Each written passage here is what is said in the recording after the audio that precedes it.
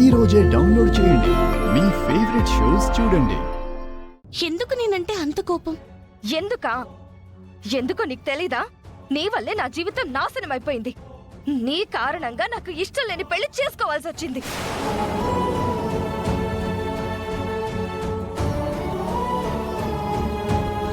కానీ దానికి నేను కారకురాల్ని కాదు, నాకేమీ తెలీదు అని నువ్వేం చెప్పినా నేను నమ్మను. అయితే నా మీద కోపం పెంచుకో, ఇంకా పెంచుకో. కానీ నా మీద కోపంతో నీ కాపురాన్ని నాశనం చేసుకోకు. చంటి నా భర్తే. తనతో ఎప్పుడు ఎలా ఉండాలో, తనని ఎలా చూసుకోవాలో నాకు తెలుసు. ఆ విషయాలు నీకెందుకు? నాకే కావాలి అక్షిత. నువ్వు చంటి హ్యాపీగా ఉండడం నాకు కావాలి. అదే ఎందుకు అని. ఎందుకంటే నువ్వు నా చెల్లెలివి.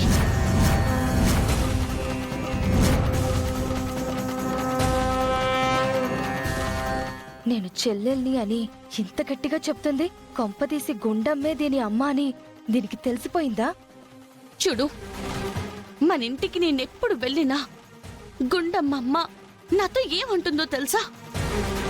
అక్షిత ఎలా ఉంది, ఏం చేస్తుంది, తనకే ఇబ్బంది లేదు కదా అని అడుగుతుంది. ప్రతిసారి ప్రతి మాట నీ గురించే, ప్రతి ఆలోచన నీ గురించే.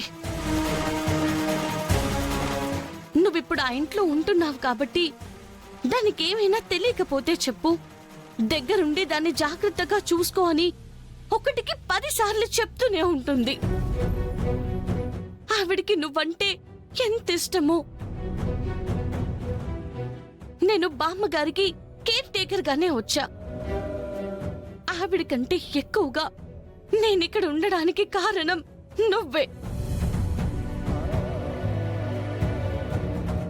నీకోసమే అక్షిత. అమ్మకిచ్చిన మాట కోసం. ఆవిడొక అమ్మ, నువ్వొక అక్క. నువ్వెన్ని సెంటిమెంట్ డైలాగులు చెప్పినా నాకు వినపడవు. నీ మీదున్న పగ చావదు.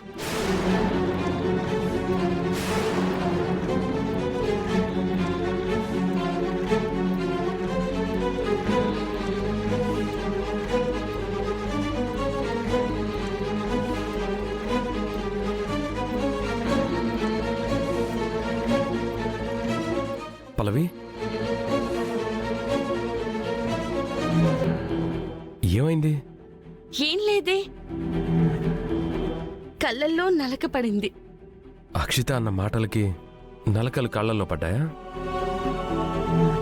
నేనంతా విన్నాను. అక్షిత ఏదో తెలియక.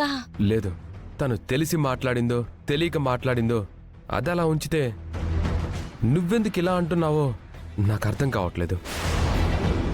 తెలియకపోవడం ఏంటి? నేనెప్పుడు ఒకేలా ఉన్నాను. లేదు పల్లవి, నువ్వు నా దగ్గర ఏదో దాస్తున్నావు, అది అర్థం అవుతుంది.